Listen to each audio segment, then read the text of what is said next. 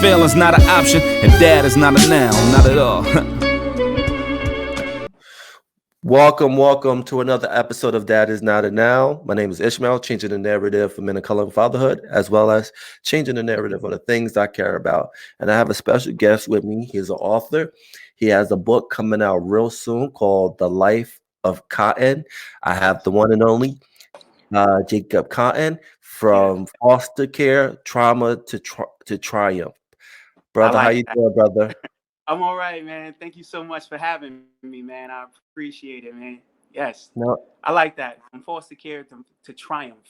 That's a very, very brilliant way to put it, because that's exactly what it's been, and that's what it was, for sure. Thank you for jumping on with me. One of the main questions I ask a lot of my guests, my guests, because I'm all about mental health. How's your heart at this moment? Oh, man, my heart is pure and ready to just go to deep dive into this information, man. I feel great. My heart is great. And, and that's a great question. I like that. Thank you. I appreciate that. And I'm excited about the book because, you went through the trials and tribulations through the foster care system. Yes. I got a chance to read the introduction, The Monster in My Closet. This was powerful. Yes. I'm going to read a little bit of it. I'm not going to read the whole thing, just to give an idea to the people out there of what you had to go through. Yeah.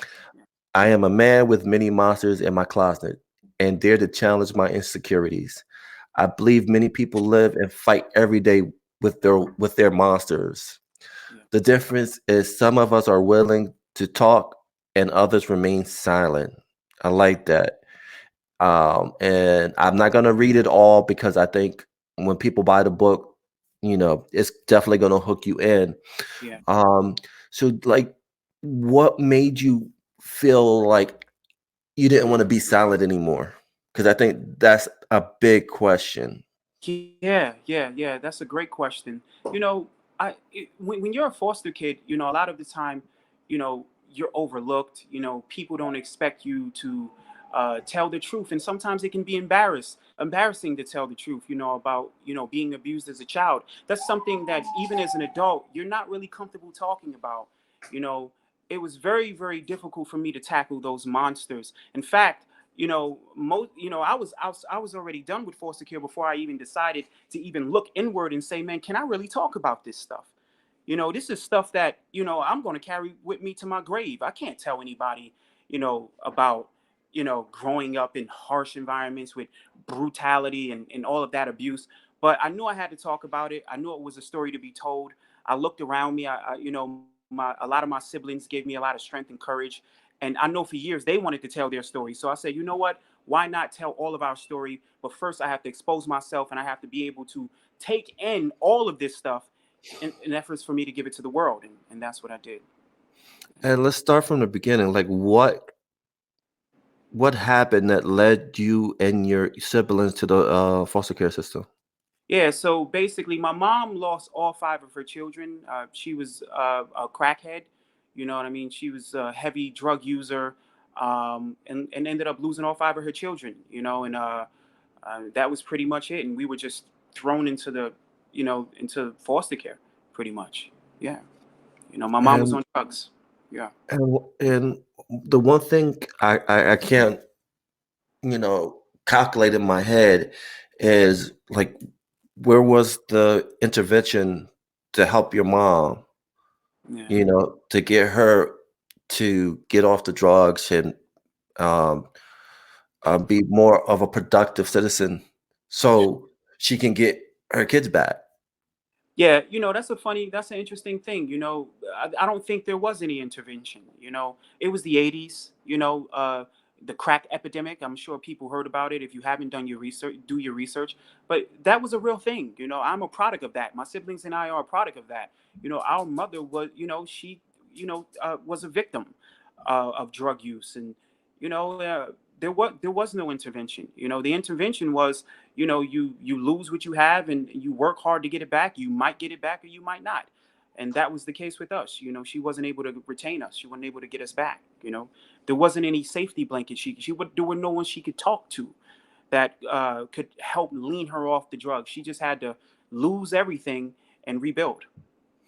And was she able to rebuild? She And did. She did. okay, She did rebuild. She did rebuild. But of course, this is years later. My youngest brother, his name is Lawrence. She was able to have him. He wasn't a part of that era where she lost her. So she did raise Lawrence, and she did a great job doing it. And she's been off of drugs for more than 12 years now. But unfortunately, she lost all five of her other children and weren't able to have a great relationship with us individually, like she has with Lawrence. Of course, she has. We made up relationships, but it's not the same. You know what I mean? right. When you first meet your mother at 23 years old, it's really a different thing. You have to, you know, uh, kind of create that relationship, as you go. And then, like, just talk about your experience in the system, because I think one of the things that's never talked about when kids are in the system, they start with trauma already, depending on Yeah, their household. And yeah, a lot of kids, they start blaming themselves. Were you one of yes. those kids, like when you got into the system, you blame yourself for being Well, in the system? that's an interesting concept, blaming yourself. I think I did that later, but when I was in the system, I didn't know I was in the system because I was so young. When I Right. got into the system, I was 3 years old. So I had my siblings were a little older than me, so they understood it a little bit more. So I kind of was raised into the system. I'm not just throwing any spoilers, but I think the first time that I realized that I was in the system of foster care is when I had gotten a real bad beating from my foster father, and my sister, whose name is April. Her name in the book is August. But my sister came to me and told me, "He's not your father. You know, he's not your father. They're not our parents. We're no, we're not. Don't call him daddy. Don't ever call him daddy." So when she was telling me that, it was like a shocker because I always thought he Right. was my father, and that's what kind of opened the corridor to me thinking differently. Like, hold on. So what does she mean? That's not my dad.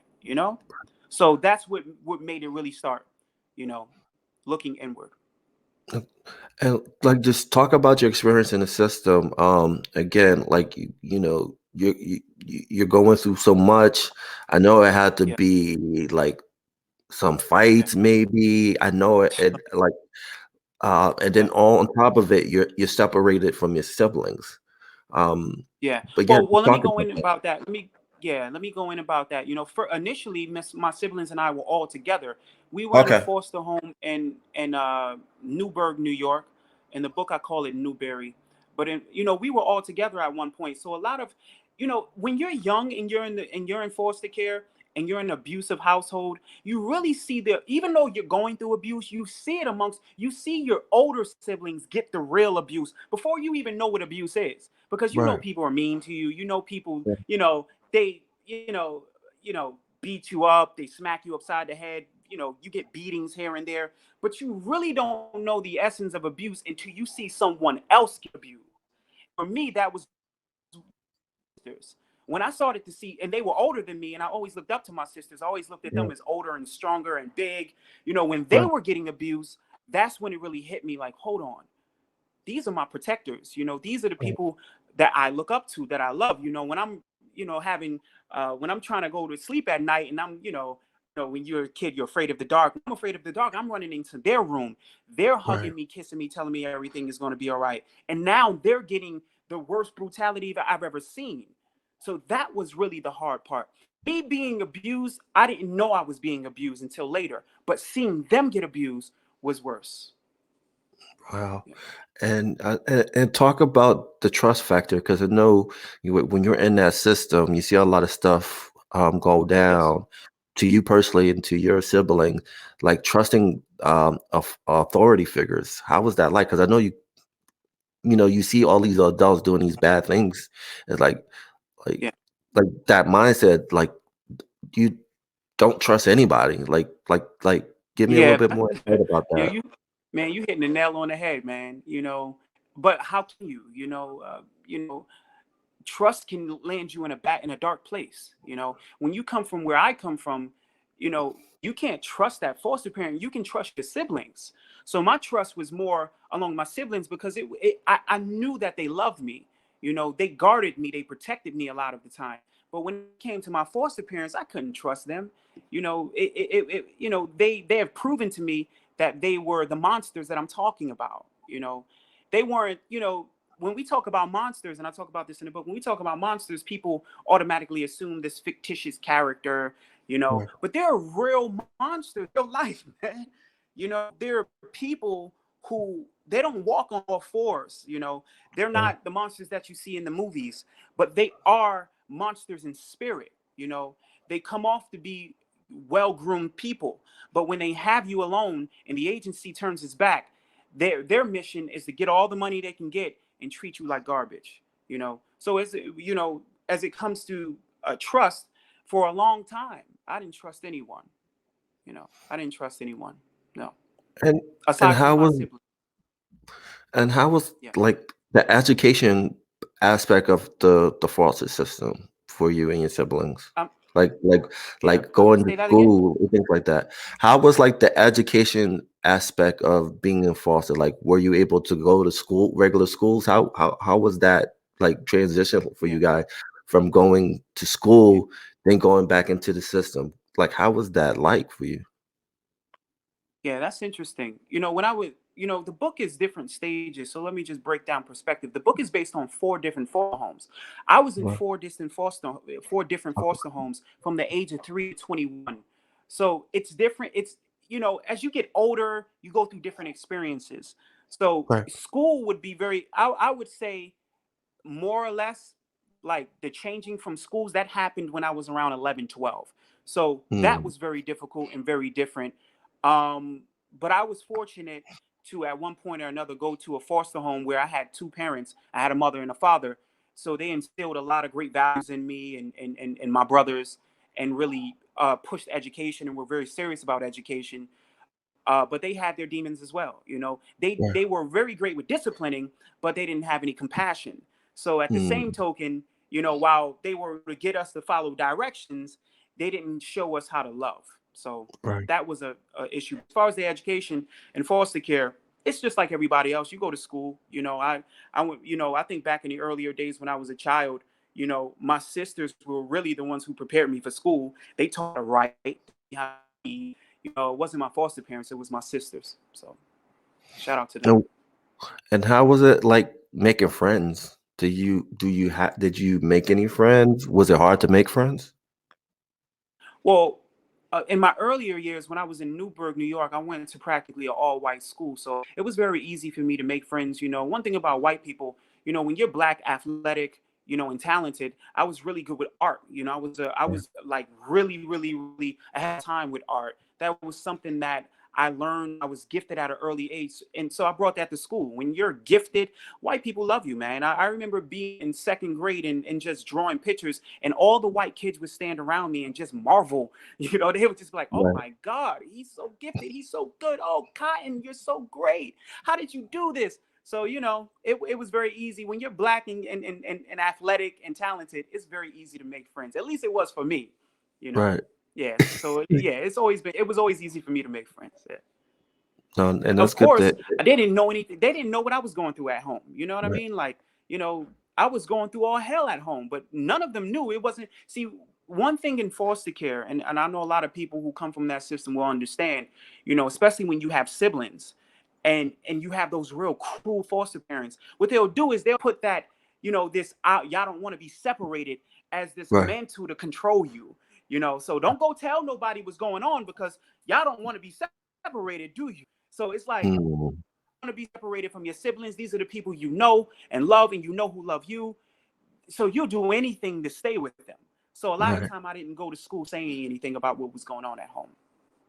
Wow, that's crazy. And I think Yeah, one of the big things, especially in our community, is the terminology imposter syndrome. And you yeah, were dealing with that your entire life in the system. Um, but just talk about how, you had to wear two different masks. Talk about yeah. that. Yeah, I can imagine, man. Literally, get real rough, man. And it's crazy because a lot. I guarantee when this interview comes out and when people buy this book, a lot of people will be surprised that I even came from that, because when I went to school, I didn't show that at all. Like, I didn't show that at all because I wasn't ready to show that. I would literally get beatings and go straight to school and just keep a straight face. Wow. Because I didn't want my teachers to think anything was going on, because I knew if they realized something was going on, I was definitely, my siblings and I were definitely going to get separated. So it's Right. literally an act, it's a Grammy award winning act. You literally have to pretend like everything is okay, but inside you're dying. It's only but so much you can take. You're going through so much, but at the same token, you don't want to get separated from your siblings, so you're willing to put it all on the line. You're willing to just keep lying until, if that's going to keep you guys together. And that's what happened with us. That's why I think that it went on so long. The torment went on so long is because they kept that mental that you guys were going to get separated if you told anybody. That's one of the extra things that a lot of evil foster workers keep in their pocket. If you tell anybody, you're definitely going to get separated. And when you're young, you'll believe that stuff. And you talked about it earlier today, how like some workers, social workers, um, they play favoritism. Like if they didn't like They you, do. They do. like talk about that. Yeah. Yeah. Yeah, so I remember, around the time that I was aging out, we used to go to these independent living courses. For people who don't know what independent living courses is, so when you're about to age out of foster care, they have these little programs that you can go to where they teach you things. They teach you about Section 8 housing, they teach you about the projects, they teach you about vouchers and things of that sort. So, when you're going there, you're trying to take in all the knowledge because you're about to age out of foster care. My brother, his name is Milton Fernandez, he had something that I didn't have at that time. I was always smart, always had, great orator and things of that sort. But he had the ability to make friends with people and to get people to bend at his will. So what he would Right. do is he would get real cool with social workers, and then he would get cool with people on the higher ups. And next thing you know, we're getting everything that we need. I think that, but with him, I was even able to get housing. Mm, He was just that kind of person that, Puerto Rican cat. He was one of those type of dudes who can just go in there, talk with everybody, and they loved him. right. And yeah, social workers have favoritism. I literally remember one time Milton and I, we went to see a social worker, and when we got there, some kids were arguing with the lady in the front.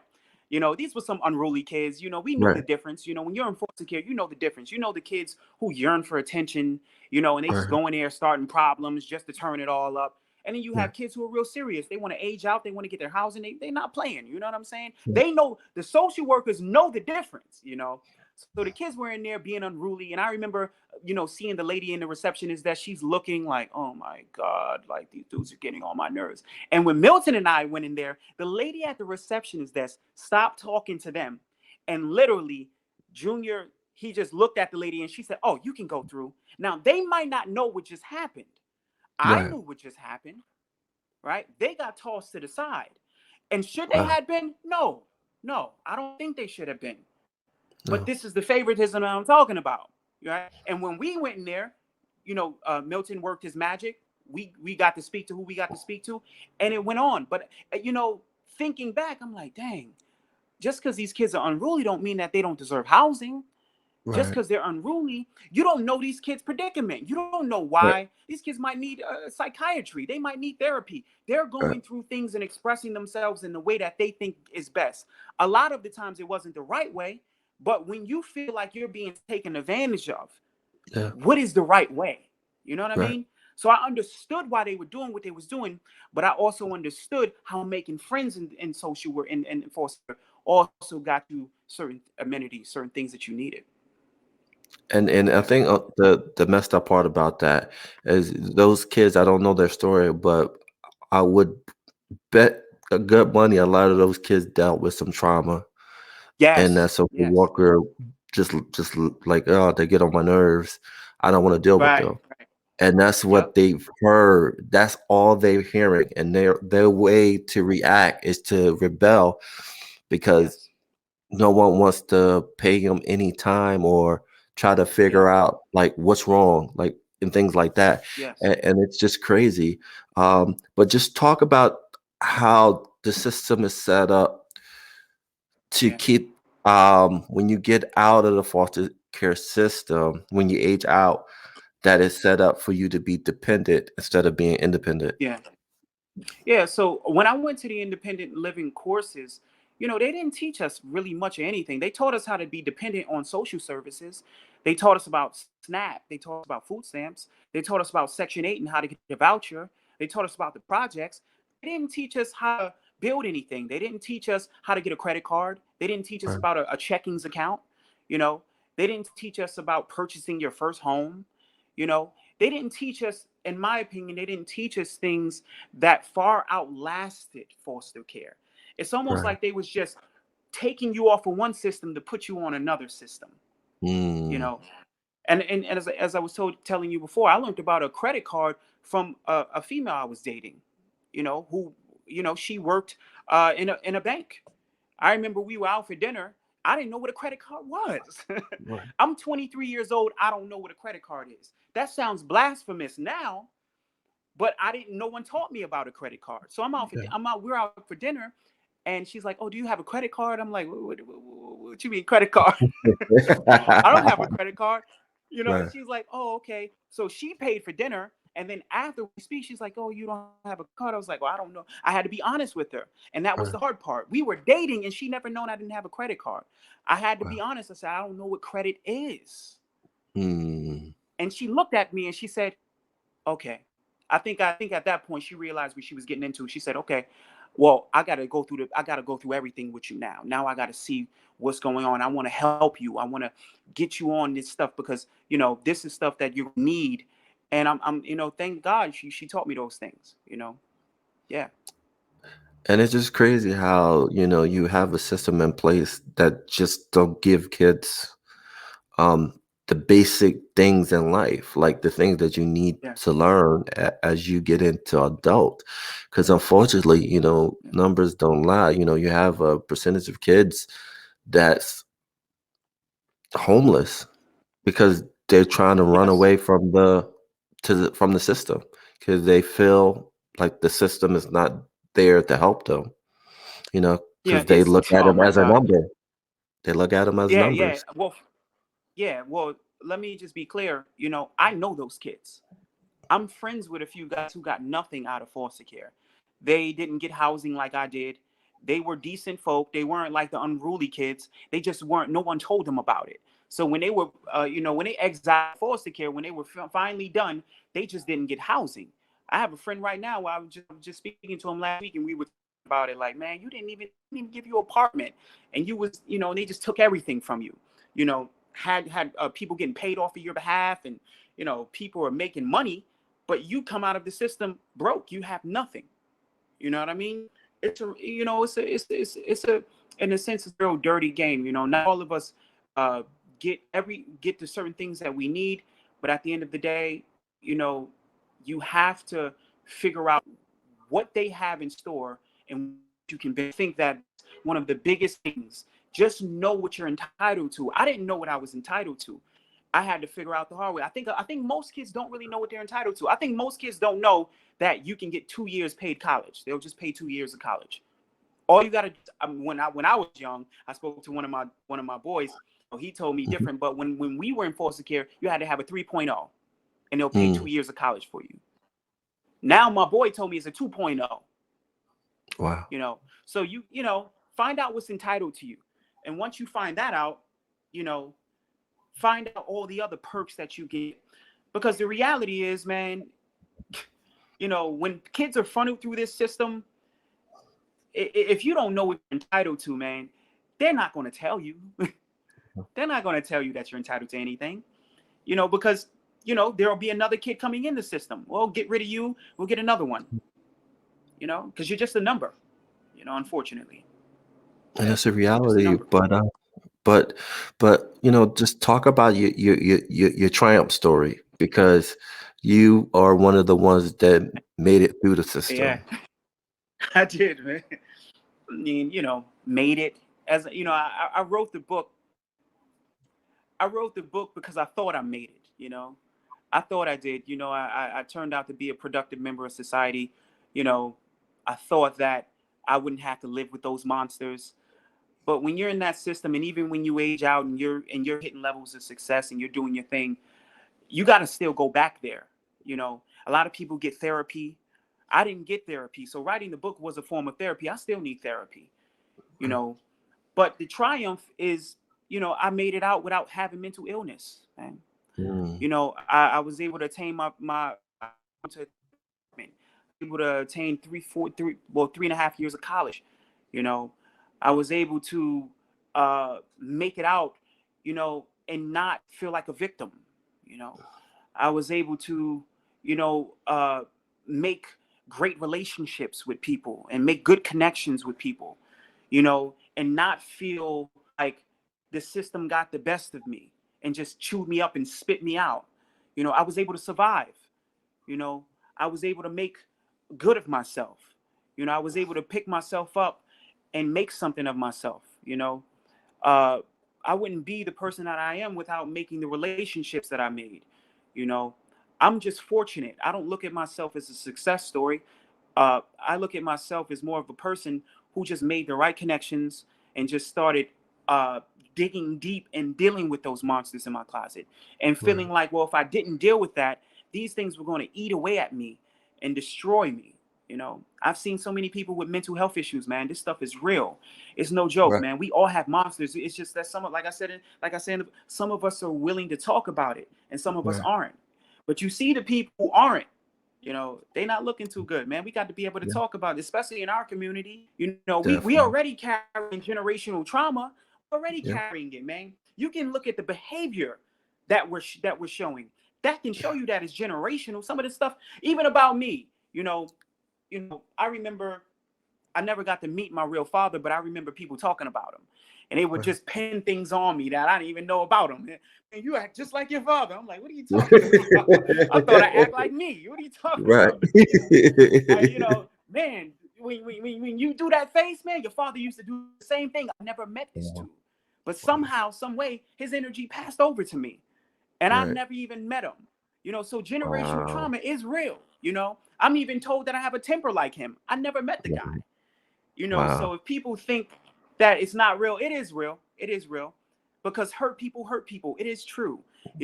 When I'll tell you a little story, about one of my foster pops, who I call my father. We have a love and hate relationship, and I'm keep it real with you. Sometimes I hate him for what he did to my brothers and I, but sometimes, I love him at the same time because he made a man out of me. You know, Right. but he was the kind of militant individual that he taught through lessons. He was a real biblical kind of guy. He was a real, Right. Christian kind of guy. He was a Bible guy. So a lot of the Right. stuff that he taught us was just in biblical verses and metaphor, Okay. you know. Right. But I remember having God bless his soul, he passed away. But I remember having a conversation with him one time, and he was talking about his father, you know. And I don't even think he really meant to tell me this. He was just talking to me because I spent a lot of time with him. He would just tell me things. And he told me how his father was blind and his father was mean to him. You know, his Wow. father would just be mean to him, man, all the time. You know, and this is, my foster father was me. I don't think he realized how mean he was. But I remember him telling me about father. And I think back to it now. I'm like, wow, look, racial curse passed over. He realized it. His father was very abusive to him. And when he had the opportunity to be loving and compassionate to a young man who was in need, he ended up Right. doing the same thing his father did. Yeah. So it just goes to show you that if you're not conscious and intentional about that generational curse and about breaking it, you'll just move right into it and end up doing the same thing your forebears did to you. And that's so true because, we follow what we see. Unfortunately, he didn't see love, Yeah, and he yeah, saw like a punch to the face, uh, yeah. unquote tough love, Tough and love. just you know, Yeah, tough, right? Right. Um, yeah. Because I but I would question if that's even real. But what is tough love? Smacking your kids upside the head. That's not an act of love. no, That's an act definitely of not. conditioning. That's a Yeah. conditioning tactic. I always tell people that there's a difference between discipline and condition. Right. With discipline, you yearn to teach a lesson. With conditioning, you yearn to teach one how to behave. Different, Yeah. man. That's I different. think. Because when you teach one how to behave, you kill their light, you kill their spirit, so you can implant how you want them to behave.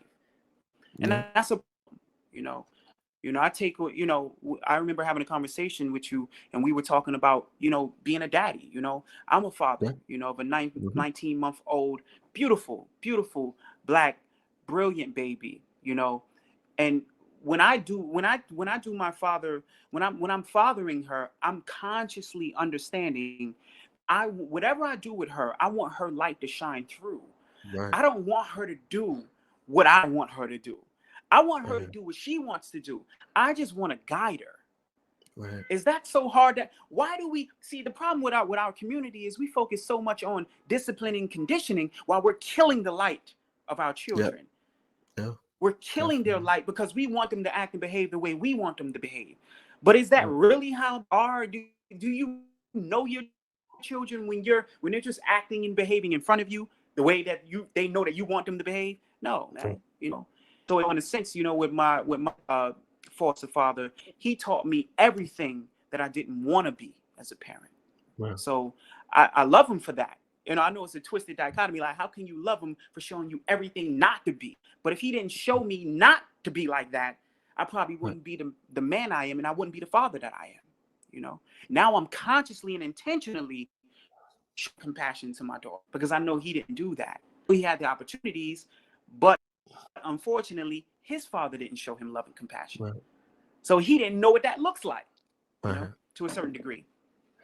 And I think the most powerful thing about this conversation is that you're the one that's breaking that cycle of generation trauma, Yeah. and you're not breaking it Yes. to your baby, which is important No. because that's wealth right there. Yeah. Bringing a Yeah. child into the world and that child having a peace of mind to not worry, Yeah. to not be in fear. Yeah. Yeah. But as they get older, things are gonna come in their way, but at the same Definitely. time, you're not passing what you dealt with No. to No. that baby. And I No. think Our that's a job, beautiful thing, man. man. You just, man. Your questions are great, man. I give that to you, man. You're very good. But I feel like it is my job to find her potential, and Right, help her reach it and guide her. Uh, right, that's my job. Uh, there's light in her, there's potential in her, and as long as I can notice it, because a lot of time, when it comes to children, we Mhm. we think, oh, they're children, we don't really look Yeah. too much into it, but children Yeah. have gifts, and it's our Yeah. job to look at them and say, well, I see what you're doing, your gifts are here, let me guide you there. And I Right. think that that's something overlooked in our community, man. There's so many kids, you see them out there. I remember being on the back. I remember I used to play basketball a lot, so I used to, before my Okay. daughter. Now I'm a full-time dad. I don't have time to hit the court like I used to.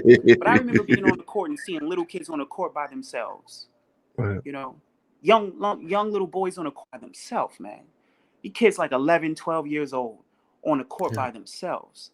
And I used to be like, yo, that's crazy, man. Like these kids out there, they might want to be future basketball. They might just want to be out there, but Yeah. there's no daddies around. Let me go down there. I'm just, maybe 5, 6 years older than them, but Right. I'm gonna go down and play with them.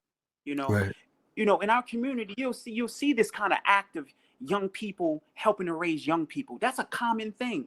You'll Yeah. see young people who don't really know much hanging out with other young people who don't really know much, all trying to guide each other into Yeah. manhood. And that's what this Yeah. book is about. This book is about guidance. It's about a lot of different things. Let me be clear. But one aspect is about guiding each other into manhood. I was fortunate to go to a foster home with 9 dudes, and I was the Wow. youngest. I was the youngest. And these brothers, God bless these brothers. They know who they are. They helped me in my early teenhoods into mid-teens, into Wow. manhood. They, Wow. they knew things for the people that get the book where I'm talking about these brothers. It's called Knights of the Round. The chapter is called Knights Round Table. You go read that chapter so you can get a better aspect of it. But these brothers, if it wasn't for them helping me navigate through manhood, I don't know who I would be, man. And these are brothers who didn't know much about men. They Right. didn't have daddies. They Right. learned how to be men from older cats in the street who didn't have daddies neither. So Wow. you see this cycle of daddylessness, of brothers just trying to create communions with each other so they could figure Right. something out. And I'm a product of that. Yeah. And bro, I'm excited about this book. I can't wait for it to come out. You sold me already. Yeah. Thank We're you. excited. I'm excited. Uh, Yeah. get this book when it comes out. Um, do we have a date? Yes. Yeah. You want to let the people Well, know when the I date? just got done talking to the editor. It's honestly, he actually just sent me the copy of the proofread, so I got to go look at it. But we're looking at the 15th to the 25th, the 15th to the 25th, around that time. But I will notify you, and people on my side will be notified. But this is a big deal. This is a great book. It's going to be out this month, so please check it out. It's called The Life of Cotton, and the beautiful thing about it is, even though it's called The Life of Cotton, it's the life of a lot of us. You know, the only difference is that some of us are willing to talk about it, and others just remain silent for multiple different reasons. It can be embarrassing talking about things, but take it from me. Once you let it out, you feel much better, man. You feel a lot better. After I wrote the book, I was, man, how great I felt. Not just because I wrote a book, but because I let out so much frustration, so Right. much inner, you know, things that I thought I would never talk about. I just went deep into this book and said, you know what, Right. Jacob, this ain't about you no more. You got a child, you got a family. Yeah. You got to put it all out there because you can save a life. Yeah. You can help guide a young brother or sister out there who's trying to figure out how to navigate life without life outside of the system. Mhm. Maybe there's some people who haven't even been in foster care and just want to know the ins and outs because they know somebody in foster care and they feel like they don't talk to them enough. So they say to themselves, well, you know what? Maybe I want to know more, but he won't tell me anything. What's going on upstairs? This book is going to help you with that. A lot of us are. I don't blame a lot of us for not being willing to talk about it because it's rough, man. I didn't start talking about it until I was already 26, 27 years old. You know. Wow. So I understand that dynamic, but I'm encouraging everyone who's been through that lifestyle and who's been through that corridor that when you're entering a new phase of your life, and you're growing, you're having children, you're getting married, you're being with your significant other. Don't allow your past traumas to be that blockade or that trauma that people can't reach you. They can't get to you because you're blocking and holding on to all of that past trauma. And then it's starting to interfere in your child's life, your relationship, and all of these things. We got to start talking about it. We got to put it down on the line. We got to expose ourselves so we can expose others in return, but we can also help others. That's the result. That's what I want this book to do. I want this book to help people. You know, before I go, I was told by a great scholar who enlightened me at a very early age. Okay. His name is Tony Ricks. His name is Okay. Tony Ricks. Great scholar, man. When I was 19, he grabbed hold of me. He said, "Man, what do you know about yourself?" I said, "I don't know nothing. I know about Martin Luther King." He said he gave me a book on Amos Wilson, child psychology, and he said, "You need to read this." And from then on, I began to read and indulge and engage in, our history and who we are and Right. get knowledge of self. You know, Right. it wasn't for him. I don't know who I would, but what he was really doing was he was giving me a lane to go down that he knew that was going to help me in my endeavors today. It was going to help mold me for this conversation. It was going to help mold me to write this book. So God bless his soul. He just passed away last year. Tony Ricks, God bless him. But that's what we got to do. We got to start carving lanes out for our people. And by doing this, by being honest and putting the monsters in our closet out on the forefront, that will help people get in tune with their own monsters in their closet and say, you know what? I've been holding this for so long.